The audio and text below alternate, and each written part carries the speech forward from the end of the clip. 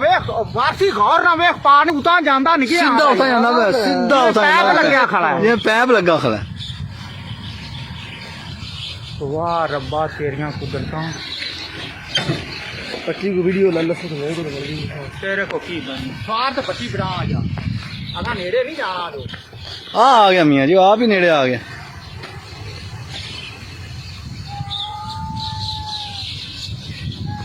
ये बदल पानी खींचदा पिया यार तू तो बना दे यार मैनू तेरी बनदी नहीं पई यार इधर ले ले मेरे को। साइड हो जाओ तारा थलो साइड पे हो जाओ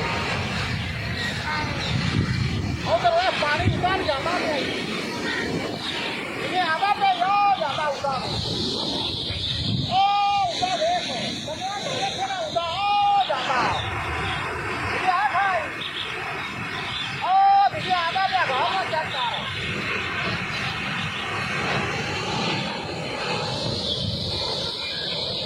यार वीडियो दे दे